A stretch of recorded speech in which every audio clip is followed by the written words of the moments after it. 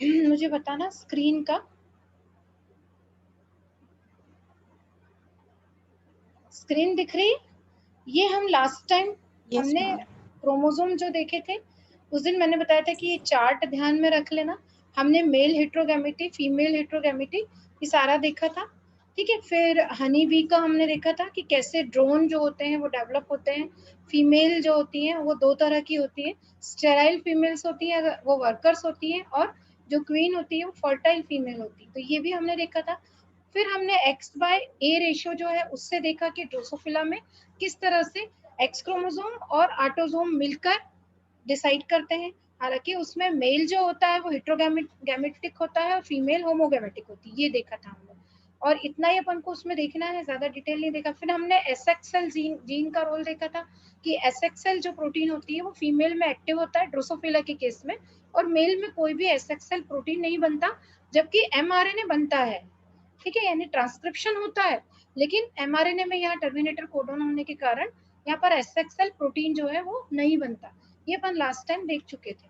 अब आते हैं हम आज का जो हमारा रहेगा, ये मैंने चार्ट लास्ट टाइम आपको बताया था, और इस चार्ट के अकॉर्डिंग अब हमको देखना है। ठीक है, इसी में आपको यहाँ पर मल्टीपल सेक्स क्रोमोसोम जो है ये दिखाई दे रहा है। ये दिख रहा है आपको, X Y one Y two, और यहाँ पर आपको x1 x1 x2 x2 x1 x2 y1 y2, ये जो केस है this is the multiple sex chromosome. तो यहाँ प्लांट के का हमारे लिए इम्पोर्टेंट है। प्लांट की पहले हमने पूरी मैकेनिज्म देखी कि क्या यहाँ क्रोमोसोम का रोल है, क्रोमोसोम का, क्योंकि हमको एनवायरनमेंट का ज्यादा नहीं देखना वहां पर, हमको क्रोमोसोम का रोल ही देखना है। लेकिन डिटर्मिनेशन अब ध्यान में रख लेना है कि एनवायरमेंटल जो होता है इक्विसेटम स्पीशीज में होता है, ये सारी प्लांट की स्पीशीज है, जिसमें एस्पेरेगस है, फ्रेगेरिया, ये सारे फ्लावरिंग प्लांट है। ठीक है, तो यहाँ पर हमने देखा एनवायरमेंटल वाला जो है वो इक्विसेटम स्पीशीज डिसाइड करती है। क्रोमोसोमल में हमने दो तरह के देखे।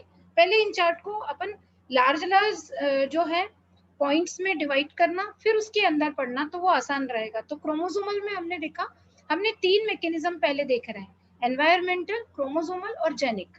इसमें से हमको क्रोमोसोमल वाले ही देखने हैं, क्योंकि हमको सेक्स क्रोमोसोम में प्लांट एनिमल दोनों में देखने हैं। तो क्रोमोसोमल में हमने दो तरह के देखे, एक होमोमॉर्फिक क्रोमोसोम्स देखे हमने, और एक हमने हेट्रोमॉर्फिक क्रोमोसोम देखे। ठीक है, homomorphic chromosome, heteromorphic chromosome, meaning दोनों का आपको समझ में आ ही रहा होगा, होमोमॉर्फिक क्रोमोसोम और हेट्रोमॉर्फिक, ये दो मेन पॉइंट है। इसके अंदर फिर हमने देखे हेट्रोगैमेटिक मेल, हमने देखा हेट्रोगैमेटिक मेल होगा, एक में हेट्रोगैमेटिक मेल होगा, एक में हेट्रोगैमेटिक फीमेल होगी।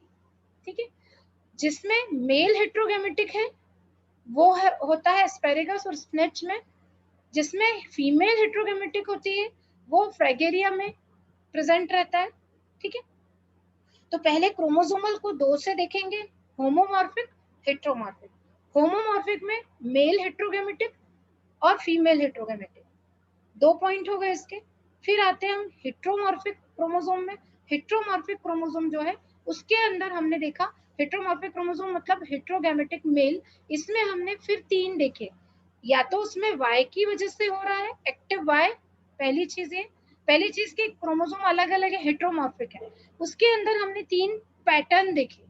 या तो वाई एक्टिव होगा, एक्टिव वाई होगा, या एक्स और ऑटोसोम बैलेंस की वजह से वहां पर डिसाइड होगा सेक्स, जो र्यूमेक्स में होता है, र्यूमेक्स एसिटोसा में। थर्ड जो है, जो मल्टीपल सेक्स क्रोमोसोम, यहाँ भी मल्टीपल सेक्स क्रोमोसोम इन्वॉल्व है एक जगह। ठीक है, यहाँ पर मल्टीपल सेक्स क्रोमोसोम इन्वॉल्व है, ह्यूमिलस ल्यूपुलस, फ्लावरिंग प्लांट है ये भी, इनके बॉटनिकल नेम लिखे हुए हैं।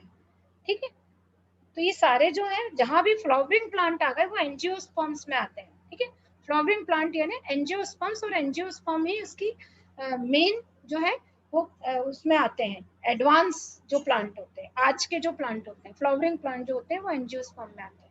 तो इसमें आपने क्लासिफिकेशन विटेकर का आता है, 5 किंगडम क्लासिफिकेशन, जिसमें अपन एल्गी, फंजाई और हम ब्रायोफाइटा है ना, टेरिडोफाइटा, जिम्नोस्पर्म और एंजियोस्पर्म, ऐसे अपन प्लांट का क्लासिफिकेशन करते हैं। तो फ्लावरिंग प्लांट जो होते हैं वो एंजियोस्पर्म में आते हैं। तो multiple sex chromosome is also in Humulus lupulus. ये दूसरा जो पॉइंट है जिसमें हमने होमोमॉर्फिक और हेट्रोमॉर्फिक में देखा, यहाँ पर इनका रोल आता है। पहले ये क्लियर हुआ, पहले मैंने आपको एक चार्ट बताया, अब हम क्रॉसिंग देखेंगे इसमें। और थर्ड जो है वो जेनिक है, सिंगल लोकस और मल्टीपल लोकस ये इन्वॉल्व होते हैं। तो ये सेक्स डिटर्मिनेशन है जिसमें से आपको ओनली क्रोमोसोमल मेनली ध्यान देना है, ठीक है। तो क्रोमोसोमल में दो तरह के क्रोमोसोम हो गए, होमोमॉर्फिक हो गए और हेट्रोमॉर्फिक। होमोमॉर्फिक में फिर हेट्रोगैमेटिक मेल हो गया, एक में हेट्रोगैमेटिक फीमेल हो गया। हेट्रोमॉर्फिक में तीन तरीके से हुआ, active Y, X Y autosome balance से, और तीसरा ये मल्टीपल सेक्स क्रोमोसोम जो ह्यूमुलस ल्यूपुलस में होता है, फ्लावरिंग प्लांट है। तो पहले ये मैकेनिज्म क्लियर हुई, मतलब ये चार्ट आपको बताना है वहां पर, ठीक है। अब क्रॉसिंग, हम इनकी क्रॉसिंग देखते जाते हैं। ये अभी आपने देखा था, ये केस र्यूमेक्स एसिटोसा देखा था ये। अब देखो यहाँ पर ये किस तरह से होता है, तो ध्यान में रखना XX फीमेल है यहाँ पर, और मेल जो है उसमें XY1 Y2। जनरली आपने अभी तक देखा XY होता है, यहाँ पर Y के दो फॉर्म है, Y1 Y2, ठीक है। तो अगर Y1 Y2 है तो वो मेल है। अब ये जो Y1 Y2 है ये हमेशा एक ही गैमेट में जाते हैं ये, और X अलग हो जाता है। फीमेल में एक ही टाइप के गैमेट बनेंगे, ओनली X बनेंगे, नंबर में दो, पर टाइप एक ही रहेगा, ठीक है। फीमेल में एक ही टाइप का गैमेट बना, मेल में दो टाइप के बने, एक X हुआ और एक Y1 Y2 हुआ। अब क्रॉसिंग अपन देखते हैं। तो क्रॉसिंग आप देखोगे, अगर ये जो X है, ये X के पहले हम दोनों से करेंगे, तो X और X अगर हुआ तो फीमेल बना, और X के साथ अगर Y1 Y2 है तो ये मेल बनता है। ये प्रोसेस जो है वो र्यूमेक्स एसिटोसा में देखी है, जिसमें Y1 Y2 साथ में रहते हैं, और Y1 Y2 जहां होंगे वहां वो मेल होगा। तो अब और क्लियर हुआ ये जो हम ऊपर चार्ट देख रहे थे, इसके स्पेसिफिक केस अपन अब देखेंगे। ये केस देखा हमने, XX फीमेल है और X Y1 Y2 जो होता है वो मेल होता है। बट Y1 Y2 जो है it is example of multiple sex chromosome, क्योंकि जनरली हम बात करते हैं कि दो ही होते हैं, ठीक है। लेकिन यहाँ पर Y जो है अकेला नहीं है, वो किसके फॉर्म में है, Y1 Y2। तो पहले ये मैकेनिज्म क्लियर हुई। क्रॉसिंग करना, तो क्रॉसिंग आपको कर करके देखनी है हर बार में, हर उसमें गैमेट कौन से बनेंगे, कौन से टाइप के बनेंगे। तो यहाँ एक ही टाइप का बना है तो हमने एक ही ले लिया, और फिर इसको इन दोनों से क्रॉस करा दिया। तो ये अगेन आपका XX अगर होगा तो फीमेल होगी, X Y1 Y2 होगा तो मेल होगा। तो this is a process of sex determination, या process of role of sex chromosome in the flowering plant, higher plant which comes under angiosperm, है ना, एंजियोस्पर्म में आते हैं ये सब। और हमेशा आप देखोगे कि जब सेक्स डिटर्मिनेशन होता है तो मियोसिस में हमेशा जो मेल प्लांट है उसके उसमें हमेशा Y1 Y2 चला जाता है, X हमेशा एक पोल पर जाएगा, और Y1 Y2 जो है वो हमेशा साथ में जाएंगे दूसरे पोल पर, ठीक है। जो गैमेट बनेगा, मियोसिस जो प्रोसेस होगी उसमें। अब ये हमने देखा था ह्यूमुलस में, जहां मैंने बोला था मल्टीपल सेक्स क्रोमोसोम, क्योंकि आपको अलग से लिखा हुआ है तो मैम ध्यान में रखना। हाँ हाँ मैम ये जो Y1 Y2 साथ में ही रहेंगे, कभी ऐसे नहीं XY1 गया या XY2 हुआ? नहीं नहीं नहीं, ये नहीं होगा, है ना, ये नहीं होगा, हमेशा Y1 Y2 साथ में ही जाएगा, एक ही पोल पे जाएगा। मतलब अभी तक तो यही देखा गया है ना, अभी तक तो यही देखा गया, कोई एक्सेप्शनल केस अभी नहीं, अभी तक नहीं आया है। इसीलिए वहां पर इन प्लांट्स में हम मल्टीपल सेक्स क्रोमोसोम की बात करते हैं, ठीक है। पर वो रहते साथ में ही, जैसे अब यहाँ भी देखो आप, यहाँ फीमेल जो है यहाँ पर it is also example of multiple sex chromosome, ठीक है। कभी आपको इस नाम से नहीं मिलेगा, वो सेक्स डिटर्मिनेशन में मिलेगा। जैसे हमने ये जो मटेरियल है वो आप ई बुक देख सकते हैं, BD सिंह की आती है जेनेटिक्स की, तो उसमें आपको ये है अलग से, लेकिन नाम देके नहीं मिलेगा कहीं भी, ठीक है। ये आपको उसी में से पैटर्न निकालना पड़ेगा कि कौन कौन से इसमें है। तो इट इज एग्जाम्पल ऑफ ह्यूमुलस ल्यूपुलस जो है वो मल्टीपल सेक्स क्रोमोसोम का एग्जाम्पल है। आप देख रहे हो फीमेल में X1 X1 X2 X2 ये है, दो गैमेट बनेंगे नंबर में, पर टाइप एक ही होगा, X1 और X2, यही हाफ होंगे। दूसरा गैमेट भी बनता तो X1 X2 जाता, तो यहाँ X1 X2 यहाँ पर चला गया। दूसरा जो देख रहे हो जो मेल है वहां पर X1 X2 और Y1 Y2, तो X1 हमेशा X2 के साथ गया, Y1 Y2 के साथ गया। अब ये कॉम्बिनेशन होगा तो ही फीमेल होगी, तो X1 X2 का कॉम्बिनेशन जब X1 X2 के साथ हुआ तो ये फीमेल हो जाएगी, और जब X1 X2 ये वाला जो है इसकी क्रॉसिंग ये Y1 Y2 के साथ होगी तो X1 X2 Y1 Y2 ये मेल होगा। ठीक है, it is the role of chromosomes, multiple sex chromosome का कैसे फीमेल और मेल में रोल आता है वो अपन देख रहे हैं। तो ह्यूमिलस ल्यूपुलस जो है फ्लावरिंग प्लांट है, एंजियोस्पर्म्स में आता है फ्लावरिंग प्लांट, और यहाँ पर मल्टीपल सेक्स क्रोमोसोम होते हैं जिसमें हमेशा X1 X2 के साथ एक गैमेट में जाता है। दूसरा नंबर यहाँ भी 2 बनेंगे, लेकिन अपन टाइप एक ही है इसलिए इसको एक ही से कर देते हैं। इसमें एक ही टाइप बनेगा, इसमें 2 टाइप बनेंगे, इसलिए इसको 2 से करके, बाकी आप नॉर्मल क्रॉसिंग जो है जैसे बनाते हैं वैसे बना सकते हो। ठीक है ना, नॉर्मल क्रॉसिंग जिसे ये देखो, ध्यान आया होगा मेंडल का जब आपने पढ़ा था, मेंडल की जब अपन पढ़ते हैं तो मेंडल का अपन क्रॉसिंग ऐसे करते हैं, तो यहाँ पर आपको उस क्रॉसिंग से भी बता सकते हो आप, और कोई दिक्कत नहीं। जैसे ये है X1, ठीक है, ये X1 दिख रही है ना सबको screen, X1 X1 X2 X2, तो आप इसके गैमेट तो नंबर तो 2 बनेंगे, पर यहाँ टाइप एक ही है इसलिए अपन एक से बता दिया है। आप चाहो तो इसको पूरा इससे बता सकते हो। और मेल क्या था, X1 X2, ठीक है ना। हाँ, इसमें भी हमेशा ध्यान में रखना कि X1 X2 जो है मेल वाले में X1 X2 हमेशा एक गैमेट में जाएगा, Y1 Y2 हमेशा एक गैमेट में जाएगा। तो आप इसके गैमेट बनाते हो, जनरली अपन मेंडल के लॉ पढ़ते हैं तो हम ऐसे चेक बोर्ड से बनाते हैं, तो चेक बोर्ड भी बना सकते हो। ठीक है, यहाँ सिर्फ टाइप मेल फीमेल दिखाना था इसीलिए पूरा चेक बोर्ड से नहीं बताया गया। तो यहाँ पे आप गैमेट बनाते तो यहाँ पर आप मेल फीमेल लिख सकते हैं यहाँ पर। ठीक है, जैसे हमने यहाँ पर फीमेल लिख दिया और नीचे वाले में अपन मेल कर देंगे ये, तो आप इन चेकबोर्ड से भी उसको पूरा चेकबोर्ड से डिसाइड कर सकते हैं। तो यहाँ पर हमने देखा कि जो मेल है ये, इसके 2 तरह के गैमेट बने, एक X1 X2, ठीक है, और एक बने Y1 Y2। वहां ऊपर दोनों मेल के बताए थे, फीमेल के नहीं बताए, क्योंकि फीमेल में जो रहेगा वो एक ही टाइप के बनेंगे इसीलिए नहीं बताए थे ये।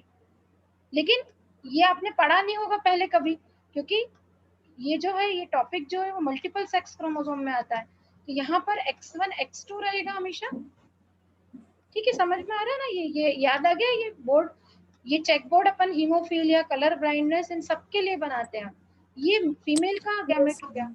अब ये आप यहाँ से लेते हो, यहाँ पहले एक को ले लो कहीं से भी, इसका दोनों से कराओ, फिर इसको ले लो, इसका दोनों से कराओ, तो ऐसे बनेंगे। क्या बनेंगे, तो अपन X1 X1 को पास में लिख देते हैं, X1 X1 और X2 X2, ये क्या बनेगा बताओ।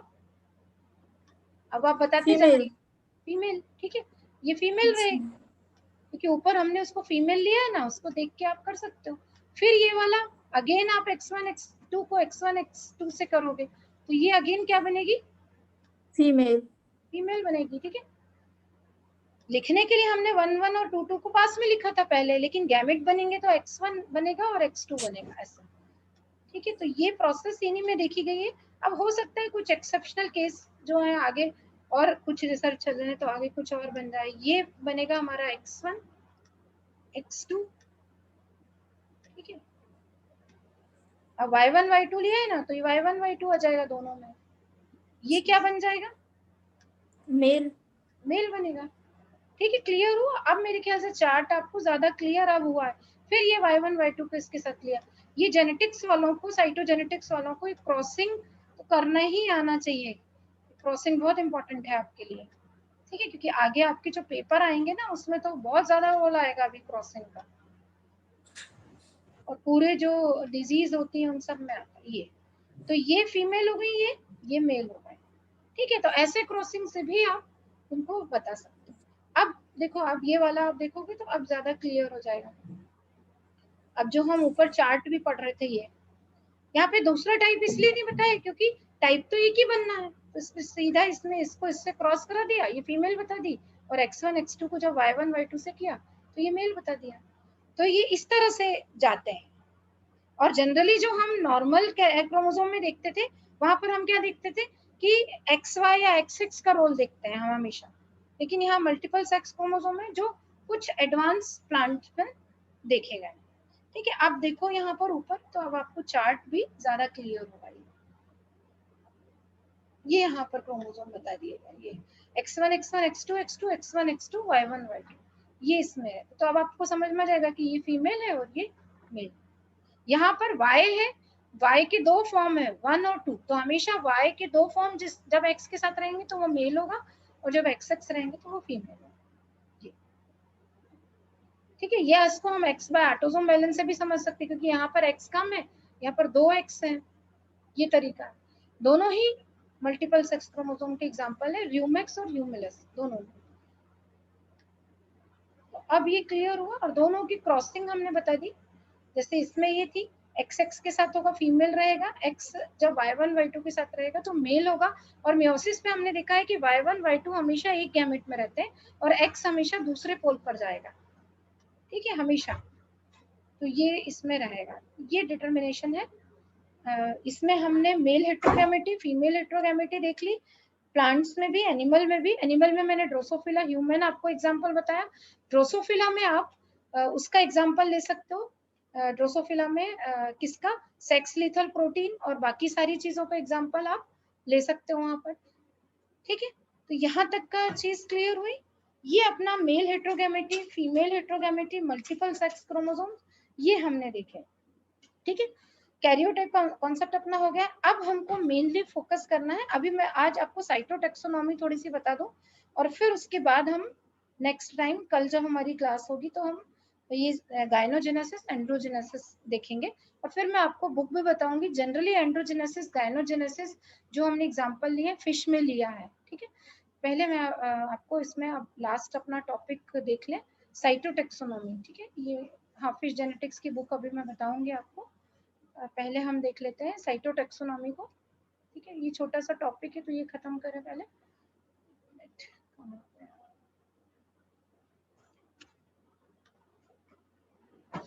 सर्च कर लेते हैं।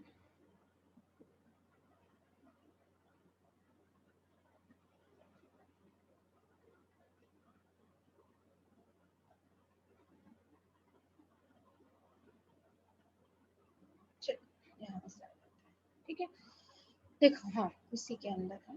यहाँ पहले सोच रहे हैं कि सारे चीजें आपको थोड़ा अलग से बता दें, फिर आएगा ये एक मिनट, ये ठीक है।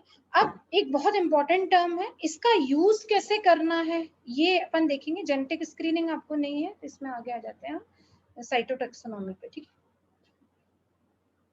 देखो जैसा इसका नाम है, क्या होती है साइटोटैक्सोनॉमी, पहले हमको ये देखना है। हम इनका भी जो साइटोटैक्सोनॉमी है वो हमने फिश जो लिया है उसमें इसका यूज किया है। देखो टैक्सोनॉमी में आप क्लासिफिकेशन पढ़ते हो, साइटोलॉजी जो है उसमें हम क्रोमोसोम के जो कैरेक्टरिस्टिक्स हैं, जो अभी हमने कैरियोटाइप बनाया, आपने सीआई पढ़ा, आर्म रेशो पढ़ा, आपने सेंट्रोमेरिक इंडेक्स यानी सीआई पढ़ा, रिलेटिव लेंथ देखी, ये सारी चीजें हमने देखी, बैंडिंग देखा, बहुत सारी चीजें हमने देखी। तो जब हम क्रोमोसोम की स्टडी करते हैं, कंपैरेटिव स्टडी करते हैं माइटोसिस और मेयोसिस के टाइम पर, और उसका यूज करते हुए, हम उस टेक्निक का यूज करते हुए जब हम क्लासिफिकेशन करते हैं ऑर्गेनिज्म का, तो उसको हम एक ब्रांच का नाम देते हैं, बोलते हैं साइटोटैक्सोनॉमी। टैक्सोनॉमी मतलब क्लासिफिकेशन आप कर रहे हो स्पीशीज का, लेकिन यहाँ पर हम किसकी स्टडी से कर रहे हैं, किसकी हेल्प से कर रहे हैं, हम पूरा क्रोमोसोमल स्टडी जो है, कैरियोटाइप से जो हमने पूरी स्टडी की है, आर्म रेशो, सेंट्रोमेरिक इंडेक्स, ये सारा, साथ ही क्रोमोसोम का क्या बिहेवियर होता है माइटोसिस मियोसिस के टाइम, ये सारा। क्योंकि माइटोसिस में ही आप मेटाफेज क्रोमोसोम की स्टडी करते हैं, कैरियोटाइप में हमने पूरा देखा कि कैसे स्लाइड बनाते हैं।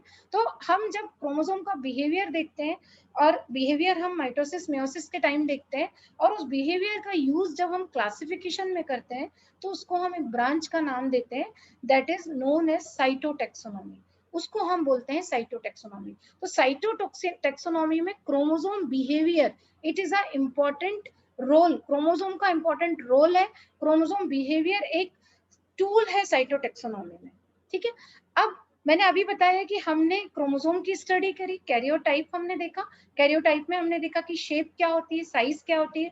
देखो long answer, long question, short, ये आपको खुद ही करना है। अगर ये लॉन्ग में आता है साइटोटैक्सोनॉमी, तो आपको पूरा थोड़ा थोड़ा कैरियोटाइप, CI, ये सारी चीजें आपको बतानी है, थोड़ा सा सेल डिवीजन भी बताना है, ठीक है, क्योंकि हमने यहाँ पर उनका यूज किया है। तो जब हम साइटोलॉजिकल कैरेक्टर जैसे कि क्रोमोसोम नंबर है, क्रोमोसोम की मॉर्फोलॉजी है, क्रोमोसोम का बिहेवियर क्या है मेयोसिस के टाइम या माइटोसिस के टाइम, इनका यूज जब हम क्लासिफिकेशन में करते हैं, टेक्सोनॉमिक स्टडीज में करते हैं, तो हम उसको एक नाम देते हैं साइटोटेक्सोनॉमी, ठीक है। और यहाँ पर हमको एक, क्योंकि प्लांट में थोड़ा सा स्टडी करना आसान होता है, तो हमको जेनेटिक रिलेशनशिप पता चलता है। जैसे हमको क्या डाइवर्जेंस और कन्वर्जेंस दोनों चीजें, डाइवर्जेंस एक स्पीशीज से दूसरी स्पीशीज कैसे बनी, बहुत लॉन्ग टाइम में इवोल्यूशन कैसे हुआ, और दोनों स्पीशीज और अलग अलग स्पीशीज में क्या सिमिलरिटी है, ये सारे आइडिया हमको साइटोलॉजिकल कैरेक्टर की स्टडी करने से होते हैं। तभी तो क्रोमोसोम चेंज का पूरा रोल आप पढ़ते हो कि इवोल्यूशन में क्रोमोसोम चेंज का क्या रोल है। तो जब हम क्रोमोसोम की साइटोलॉजिकल कैरेक्टर जैसे क्रोमोसोम नंबर है, मॉर्फोलॉजी है, क्रोमोसोमल बिहेवियर है, इन सब का यूज करके क्लासिफिकेशन में यूज करते हैं, तो वो हमारा साइटोटेक्सोनॉमी एक ब्रांच बनती है। और यहाँ साइटोटेक्सोनॉमी से ही हमको जेनेटिक रिलेशनशिप प्लांट पॉपुलेशंस के बीच में, उससे पूरा हमको एक आइडिया मिलता है। रिलेशनशिप की बात करें हम, सिमिलरिटी भी मिलती है हमको, इवोल्यूशन कैसे हुआ ये सब मिलता है। तो कोई भी आप फंडामेंटल जब इसको समझ जाते हैं तो उसका बहुत जगह आप यूज कर सकते हो। तो साइटोटेक्सोनॉमी टेक्सोनॉमी की ब्रांच है जिसमें हम सेल्यूलर स्ट्रक्चर जो है उनके कैरेक्टरिस्टिक्स का यूज करते हैं और ऑर्गेनिज्म को हम क्लासिफाई करते हैं, ठीक है। क्या हमने किसका यूज किया, सेल्यूलर स्ट्रक्चर यानी क्रोमोसोम का हमने पूरा देखा, क्योंकि मैंने आपको बताया कि क्रोमोसोम बिहेवियर जो है वही एक इसमें यूजफुल टूल है साइटोटेक्सोनॉमी में। तो जब हम साइटोटेक्सोनॉमी टेक्सोनॉमी की ब्रांच है जिसमें हम क्रोमोसोम का पूरा रोल देखते हैं और उसके अकॉर्डिंग हम क्लासिफाई करते हैं। और क्रोमोसोमल का जो कॉन्फ़िगरेशन है उसको हम सबसे ज्यादा यूज करते हैं, सबसे ज्यादा यूज करने वाला पैरामीटर है, जिससे हमको रिलेशनशिप के बारे में पता चलता है, कैसे एक स्पीशीज से दूसरी स्पीशीज बन गई, रिलेशनशिप यानी कन्वर्जेंस और डाइवर्जेंस दोनों का हमको पता चलता है। और हमको ये भी समझ में आता है कि इनहेरिटेंस जो हमारे स्पीशीज रिलेशनशिप है, कि क्लोजली रिलेटेड स्पीशीज अगर होंगी तो उनमें सिमिलर कैरेक्टरिस्टिक्स होते हैं, क्योंकि उनका जो क्रोमोसोमल सेट है उसमें हमको यानी कैरियोटाइप जो है उसमें हमको कहीं ना कहीं क्या दिखाई देता है, सिमिलरिटीज दिखाई देती है अगर वो क्लोजली रिलेटेड स्पीशीज है। मतलब कभी ना कभी वो एक स्पीशीज रही होगी, पर कुछ आफ्टर बहुत लॉन्ग टाइम में वो अलग स्पीशीज में बदल गई। तो हम यहाँ पर सिमिलरिटी और डिफरेंसेस दोनों का यूज करते हैं, और दोनों का यूज करते हुए हम इवोल्यूशन में रोल देखते हैं, स्पीशीज कैसे बनी उनमें हम उनका रोल देखते हैं, ठीक है। तो टेक्सोनॉमी में हम क्लासिफिकेशन कर रहे हैं ऑर्गेनिज्म का, बट हम किसका रोल देख रहे हैं, क्रोमोसोम का पूरी स्टडी करके क्रोमोसोम का बिहेवियर, उसकी मॉर्फोलॉजी, उसका नंबर, इन सब का यूज करते हुए हम डाइवर्जेंस कन्वर्जेंस सब देखते हैं, और कैसे क्रोमोसोम जो है वो स्पीशीज के इवोल्यूशन में अपना रोल प्ले करता है, ये हम देखते हैं, ठीक है।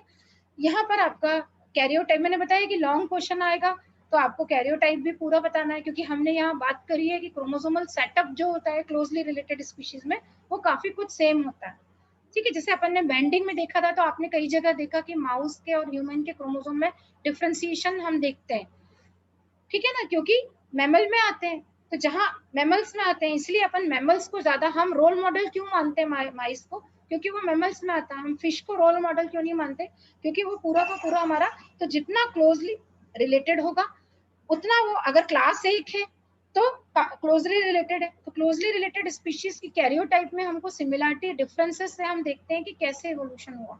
तो हम यहाँ पर साइटोटेक्सोनॉमी में कैरियोटाइप जो है, कैरियोटाइप यानी हम उनकी क्रोमोसोम जो है उसका पूरा डायग्रामेटिक रिप्रेजेंटेशन हमने किया, और दोनों में हमने डिफरेंस देख लिया था। साथ ही हम क्या क्या चीजें देखते हैं जो हमारे लिए टेक्सोनॉमिक वैल्यू रखते हैं, क्रोमोसोम का नंबर हो गया, साइज, मॉर्फोलॉजी, क्रोमोसोम का बिहेवियर क्या है मेयोसिस के टाइम, ये सारी चीजें अपन देखते हैं। और हमने दोनों में डिफरेंस भी देखा था कैरियोटाइप और रेडियोग्राम में, कि जब हम सिंगल सेल से उसको बनाते हैं तो वो कैरियोटाइप हो जाता है, और जब हम डिफरेंट सेल्स का यूज करते हुए उनको कैरियोटाइप का यूज करते हैं, डिफरेंट सेल्स से जब हम लेके उनको बनाते हैं और फिर डायग्रामेटिक रिप्रेजेंटेशन करते हैं तो उसको हम रेडियोग्राम कहते हैं। तो ये सारे हमारा जो टेक्निक है ये सारा टेक्सोनॉमिक वैल्यू की है, जिनका हम यूज करते हुए क्लासिफिकेशन कर रहा है। तो यहाँ पर जब लॉन्ग आएगा तो आपको कैरियोटाइप वगैरह सब कुछ वहाँ पर बताना है, ठीक है। यहाँ पर अगेन टेक्स्ट जो नंबर है, स्ट्रक्चर है, बिहेवियर है, ये सारा हमारा टेक्सोनॉमी में पूरा रोल प्ले करते हैं, जिसमें हम क्रोमोसोम नंबर जो है उनको सबसे ज्यादा यूज करते हैं। किस स्पीशीज में कितने नंबर है, हमने देखा था कि स्पीशीज में बहुत लंबे टाइम तक कांस्टेंट होते हैं जब तक कि वो स्पीशीज एक नई स्पीशीज का ओरिजिन नहीं कर देती। तो हम नंबर को इम्पोर्टेंट लेते हैं, और जनरली अपन नंबर जो है क्रोमोसोम नंबर, वो मेटाफेज हम स्टेज लेते हैं जिसमें हम क्रोमोसोम को सबसे अच्छा डिफाइन करते हैं, जिसके लिए अपन ने 2 ट्रीटमेंट लिए थे, हाइपोटोनिक ट्रीटमेंट और हमने लिया था कॉल्चिसिन ट्रीटमेंट से हमने इनको मेटाफेज स्प्रेड पूरा किया था। अभी वो भी अपन देखेंगे, ये जो टेक्निक थी हाइपोटोनिक ट्रीटमेंट और कॉल्चिसिन वाला, है ना। एक चीज ये आपकी अभी रह गई है। तो ये हम माइटोसिस के टाइम पे पूरा मेटाफेज जो स्टेज देखते हैं, और उस मेटाफेज स्प्रेड से ही हम पूरा क्रोमोसोम नंबर जो है वो डिटरमाइन करते हैं, और इन नंबर का हम डिटरमाइन करके ये देखते हैं कि क्रोमोसोम एबनॉर्मेलिटी है या नहीं वहां पर। क्रोमोसोम के नंबर क्योंकि एक इम्पॉर्टेंट रोल प्ले करते हैं, सबसे ज्यादा अपन उनका यूज करते हैं। जैसे पॉलीप्लॉइड सीरीज है तो पॉलीप्लॉइड सीरीज हमको समझ में आ जाती है कि वो क्या है पॉलीप्लॉइड में। फिर हमने देखा था एन यूप्लॉइड है कि यूप्लॉइड है, सेट बढ़ गया है कि कुछ नंबर में बढ़ा है। तो ये सारी चीजें अपन लेते हैं। दूसरा टेक्सोनोमिक कैरेक्टर है, हम सेंट्रोमियर की पोजिशन से लगाते हैं। हमने सेंट्रोमियर की पोजिशन से 4 टाइप में डिवाइड किया है, वो सारा आप बता सकते हो, मेटासेंट्रिक, सब मेटासेंट्रिक, टीलोसेंट्रिक, एक्टोसेंट्रिक, ठीक है। इसी तरह से मियोटिक बिहेवियर, क्योंकि हमने माइटोसिस मियोसिस दोनों को लिया, तो मियोटिक बिहेवियर से हम पूरा लगाते हैं। May show the heterozygosity of meiotic behaviour है, या हमने पूरा जो क्रोमोसोम की एबनॉर्मेलिटी देखी, डिलीशन, डुप्लीकेशन, ये सारा हम देखते हैं कि क्या क्या चेंज हुआ। क्रोमोसोम कॉन्स्टेंसी अपन लेते हैं, क्रोमोसोम नंबर को मेनली कैरेक्टर में यूज करते हैं, ठीक है। तो ये अपना हुआ। अब जनरली क्या है, often cytological evidence is accompanied and strengthened by other analysis. दूसरी हम साइटोलॉजिकल एविडेंस जो है उसको और ज्यादा स्ट्रॉन्ग करने के लिए हम दूसरी चीजें यूज करते हैं, जैसे अपन जीनोमिक्स का यूज करते हैं, डीएनए बेस्ड फाइलोजेनेसी, इन सब का यूज करते हुए हम साइटोलॉजी जो एविडेंस है इसको स्ट्रेंथ देते हैं, ठीक है। और साइटोलॉजी, ये दोनों का रोल अपने देख लिया है यहाँ पर। इसी तरह से यहाँ पर स्पीशीज बताई हुई है, ये आप देख सकते हो कि जब हम कैरियोटाइप का कंपैरिजन करते हैं तो हमको इवोल्यूशन पता चला है। प्लांट के केस में ये है ना, एरेबिडोप्सिस जो थैलियाना और सैफ्रॉन क्रोकस, ये दोनों जो है प्लांट के स्पीशीज है, और यहाँ से हमने इनको देखा था, और ये देखा कि ये इनका जो कंपैरिजन करके हमने देखा कि किस तरह से इनका इवोल्यूशन हुआ है, ठीक है। दोनों प्लांट्स के नाम है, इनका इवोल्यूशन हमने कैरियोटाइप के कंपैरिजन से इनका इवोल्यूशन देखा है, ठीक है। एक बुक साइटोटैक्सोनॉमी की अलग से तो बुक आती नहीं है आपको, जनरली जो है वो किसमें मिलेगा, ये एक हाथ कोई बुक है जो मैंने वहाँ नाम लिखा है, और नहीं तो अभी फिश जेनेटिक्स के साथ जो साइटोटैक्सोनॉमी है वो मैं आपको बताती हूँ। अब साइटोटैक्सोनॉमी का यूज करते हुए हमने क्या सेपरेशन किया है ये बताया हुआ है आपको। तो यहाँ पर आप फैमिलीज बताइए, जैसे किसी में क्रोमोसोम नंबर 7, 8, 9, हमने फैमिली लेवल जो है उन पर हमने क्लासिफिकेशन किया है, ठीक है, फैमिली लेवल पर किया है। दूसरा अपन ने जो है, अगर अपन रेनिनकुलेसी नाम सुना होगा आपने, बॉटनी मेरे ख्याल से ग्रेजुएशन में जिसने पढ़ी होगी उन्होंने कुछ फैमिलीज देखी होंगी, है ना, सोलेनेसी है, रेनिनकुलेसी है, काफी कुछ फैमिली है जिनकी स्टडी अपन क्रोमोसोम नंबर के हिसाब से करते हैं। फैमिली लेवल है, जैसे हम नंबर और साइज के हिसाब से फैमिली को रीअरेंज करते हैं, ठीक है। जैसे यहाँ पर बताया हुआ है किसी में 7, 8, 9 क्लोजली रिलेटेड स्पीशीज है, लेकिन नंबर सब में अलग अलग है, ठीक है। उस हिसाब से अपन इनका फैमिली लेवल पर सेपरेशन करते हैं। तो साइटोटैक्सोनॉमी का यूज करते हुए हमने यहाँ पर क्लासिफिकेशन किया है, ठीक है। जैसे अगर मान लो n इज इक्वल टू 9 है और लार्ज क्रोमोसोम है तो हमने उसको किसी और फैमिली में रखा है। अगर n इज इक्वल टू 7 है, स्मॉल क्रोमोसोम है, तो फिर हमने अलग फैमिली में रखा है। तो ये कुछ फैमिलीज के नाम आपको बताए गए हैं जिससे कि ये किस तरह से इसका यूज हमने किया है साइटोटैक्सोनॉमी का। ठीक, तो साइटोटैक्सोनॉमी में आपको पूरा क्रोमोसोम के मॉर्फोलॉजी, नंबर, ये सारी चीजें बतानी है।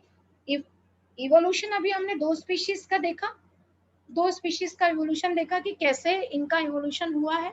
अब मैं आपको बुक का नाम बता दूं, है ना, ये यहाँ मैं फिश के थ्रू आपको थोड़ा सा बताती हूँ। ये एक फिश जेनेटिक्स की बुक आती है, बुक है, ना मुश्किल है कि मिलेगा। यहाँ मैं आपको ये पीडीएफ बाद में भेज दूंगी ना, पी दास और इनकी। यहाँ पर अपन पूरा जो है इसका यूज करते हुए साइटोटेक्सोनॉमी का, क्योंकि आपको यूज भी बताना है, तो पूरा ये जूलॉजिकल सर्वे ऑफ इंडिया का पूरा रिव्यू पेपर है इनमें, जिसमें अपन ने टेक्सोनॉमी साइटोटेक्सोनॉमी का यूज करते हुए फिशेस की जो स्पीशीज है वो बताई है। ठीक है, तो यहाँ पर आइडेंटिफाई, यहाँ आप मुझे बताना, इसका मैं पूरा आपको वो बता देती हूँ। या आपको दिख रही है स्क्रीन? Yes ma'am. दिख रही है ना? थोड़ा और जूम कर देती हूँ। ये जो है ये आपका काम का है, इसमें हमने स्पीशीज में इसको देखा है। अच्छा, ये जो क्वेश्चन है वो कैसे आएगा? वैसे तो शॉर्ट में आता है, क्योंकि आपका लिखा हुआ है साइटोटेक्सोनॉमी एंड कैरियोटाइप कॉन्सेप्ट, तो अभी तक तो लॉन्ग में नहीं पूछा गया। लेकिन अगर लॉन्ग में बनता है तो मैंने आपको बताया है कि क्या क्या चीजें उसके अंदर डालनी है। तो उसमें थोड़ा टेक्सोनॉमी जो है, क्योंकि आपने बायनोमियल नोमेनक्लेचर पढ़ा था, ठीक है, ध्यान आया? अपन टेक्सोनॉमी यानी क्लासिफिकेशन जो यूज करते हैं, उसमें सबसे पहले लीनियस ने ही इसके बारे में बताया था। बायनोमियल नोमेनक्लेचर दिया था, फिर ट्राइनोमियल आया था। बायनोमियल में हम दो चीजें लेते हैं, स्पीशीज नेम और जेनेरिक नेम, ठीक है ना? जैसे मैं एक नाम बोलूं, ह्यूमुलस ल्यूपुलस, अभी अब आपने पढ़ा, तो जेनेरिक नेम और स्पीशीज नेम, ये दो नाम आते हैं। फिर ट्राइनोमियल नोमेनक्लेचर आया, जिसमें सब स्पीशीज का नाम भी आता है। ठीक है, तो थोड़ा सा टेक्सोनॉमी भी आपको बतानी है, फिर उसका यूज करते हुए कहाँ हमने यूज किया है वो बताना है। तो अभी तक जो अपन ने यूज किया है वो साइटोटेक्सोनॉमी का फिश स्पीशीज में इसका यूज किया है, फिश के लिए इसका यूज किया है। तो फिश को आइडेंटिफाई करने में, और उन जो आइडेंटिफाइंग फिश, हम काफी सारे कैरेक्टर जो है वो यूज करते हैं फिश के, जिससे हम उनको आइडेंटिफाई कर सके। जैसे number of scales, fin rays, vertebrae, body proportion, उनका कलर, ठीक है, बहुत सारे फीचर्स हैं। और इन फीचर्स में और फीचर आते हैं हमारे लिए जो इम्पोर्टेंट है, वो क्या है? Description of the number and chromosome. हम फिश के कैरियोटाइप को बनाते हैं और फिर उनको देखते हैं, ठीक है। जैसे कार्प जो फिश होती है, उनका नंबर हमने लिया, उनका कैरियोटाइप बनाया, हम उनका कैरियोटाइप पूरा बनाते हैं, फिर उनका एनालिसिस करते हैं। तो यहाँ पर अपन जो है किसका यूज कर रहे हैं? टेक्सोनॉमी का यूज कर रहे हैं। और टेक्सोनॉमी में हम साइटोलॉजिकल कैरेक्टर्स ले रहे हैं, जैसे नंबर क्रोमोसोम ले रहे हैं, description of the number and chromosome, जो क्रोमोसोम है यानी कैरियोटाइप, कैरियोटाइप में जो जो चीजें आ रही है ना, वो सब अपन यहाँ पर लेते हैं। इलेक्ट्रोफोरेसिस टेक्निक का यूज करते हुए अपन प्रोटीन सिमिलरिटीज देखते हैं, ये तो हमने देखा ही है, ये टेक्निक का यूज करते हुए बताया गया आपको। तो यहाँ पर सबसे पहले टेक्सोनॉमिस्ट जो है, वहां पर उन्होंने are concerned more to recognise and account for variation within species. Species के अंदर क्या वेरिएशन हमको दिखाई दे रहा है, जैसे बायनोमियल नोमेनक्लेचर जो है लीनियस ने बताया था, और उन्होंने हर स्पीशीज जो है उसके दो नाम दिए थे, एक जीनस नाम होता है, एक स्पीशीज नाम होता है, ठीक है। तो यहाँ पर जब अपन कैरियोटाइप का यूज करते हैं, और कैरियोटाइप का यूज करते हुए हमने फिश को क्लासिफाई किया है, अब मैं बता दूं सीधे आपको, क्योंकि मेरे ख्याल से साइटोटेक्सोनॉमी आपको क्लियर हो गई है। ये तब आपको करना है जब लॉन्ग क्वेश्चन में आता है, तो आपको टेक्सोनॉमी वगैरह अच्छे से बताना है, ठीक है ना। अब फिशेज में हमने काफी सारा उसको यूज किया है, जो आप ये देख रहे हो कि review paper zoological survey of India का है, और टेक्सोनॉमिक स्टडी यहाँ आप ये देख रहे हो, ये जो मैं आपको बता रही थी कि पूरा क्या क्या यूज किया है उन्होंने। ये टेक्सोनॉमिक मेथड्स में हमने ये लिया है, ये आपने शायद नहीं पढ़े होंगे, मेरिस्टिक काउंट जो होता है। Meristic count include anything on a fish that can be counted, fin rays, spine, scale count, इनका यूज करते हैं। एनाटॉमिकल कैरेक्टर यूज करते हैं, ये और भी चीजें बताई है, कलर पैटर्न यूज करते हैं। लेकिन हमारे लिए क्या है? कैरियोटाइप का। हम कैरियोटाइप में क्या क्या चीजें उनकी देखते हैं, तो हम ये देखते हैं सेंट्रोमेरिक इंडेक्स देखते हैं, हम आर्म रेशियो देखते हैं, हम रिलेटिव लेंथ देखते हैं। रिलेटिव लेंथ निकालने के लिए हम जो होल क्रोमोसोम है उसकी लेंथ को मल्टीप्लाई करते हैं 100 से, और उसको डिवाइड करते हैं total length of all the chromosome in the haploid set. मतलब उस पर्टिकुलर क्रोमोसोम की लेंथ, उसको 100 से मल्टीप्लाई और डिवाइड करेंगे हम सारे क्रोमोसोम की लेंथ से, ठीक है। तो कैरियोटाइप जो है उसका यूज करते हुए हमने इनको क्लासिफाई किया है, ठीक है। ये देखो यहाँ पर जैसे कैरियोटाइप और descriptions of the number and morphology of chromosome, और यहाँ पर साइंटिस्ट के नेम भी है, जिसमें इन्होंने ये आपको दिख नहीं रहा, मन्ना MANNA 1984, इन्होंने फैमिली वाइज डिस्ट्रीब्यूशन किया है diploid number in species of fish and made some broad generalisation.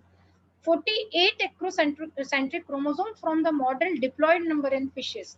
इन्होंने लगभग कितने एक्रोसेंट्रिक क्रोमोसोम लिए हैं? 48. और next lower peak is 2n is equal to 46. इन्होंने एक्रोसेंट्रिक क्रोमोसोम और क्रोमोसोम की मॉर्फोलॉजी के हिसाब से उनका यूज क्लासिफिकेशन में किया है.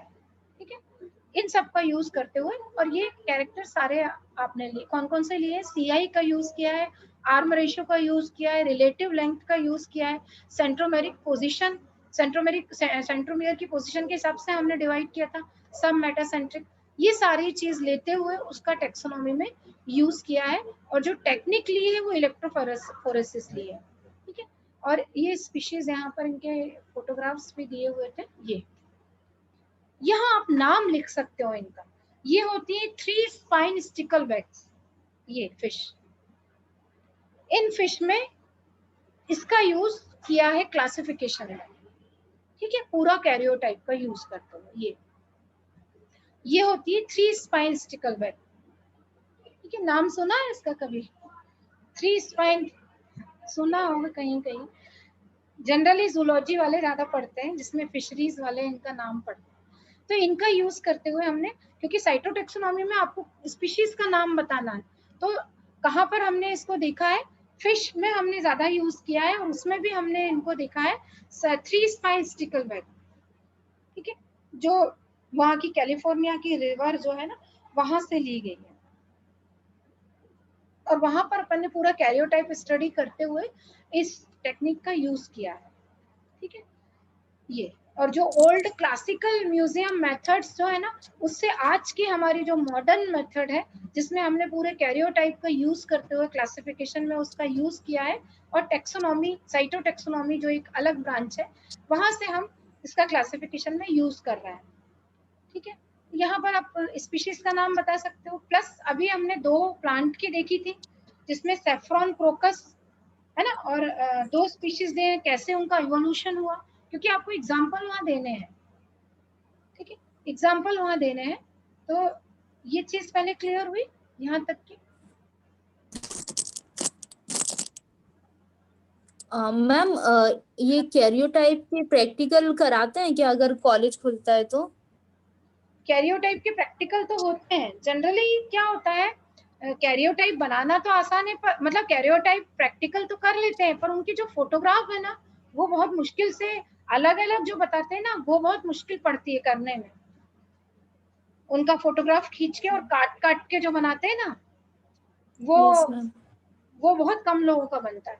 कुछ होते हैं जैसे बार बॉडी आसानी से हो जाता है, बार बॉडी पे हमने करवाया है ना. कैरियोटाइप भी होती है, जैसे फिश का लेके अपन बना सकते हैं, फिश के क्रोमोसोम लेके बना सकते हैं अपन, ह्यूमन का लेके कर सकते हैं. केमिकल्स प्रॉपरली होना चाहिए, केमिकल प्रॉपरली होना चाहिए, क्योंकि जो एबनॉर्मेलिटी है ना, जो आती है ट्रांसलोकेशन वगैरह, एक अभी रिसेंटली काम भी कर रहा है ICMR में, वहां पर ये कौन सा है जो ये है ना, भोपाल मेमोरियल वाले में जूलॉजी का स्टूडेंट काम कर रहा है पूरा कैरियोटाइप पर. तो फैसिलिटी होना चाहिए. तो उसने काफी कुछ स्लाइड बनाई हुई है अभी, और कैरियोटाइप पे पूरा काम कर रहा है वो अभी वहां पर. तो मैम हमें कॉलेज में कुछ सिखाएंगे? ऐसे हम लोग कोई प्रैक्टिकल ही नहीं कर पा रहे हैं. हाँ, अभी तो जब सिचुएशन थोड़ी ठीक होगी तो फिर आपका प्रैक्टिकल, क्योंकि प्रैक्टिकल आपकी थ्योरी के बाद है, तो हो सकता है तब तक सिचुएशन थोड़ा सा ठीक हो जाए.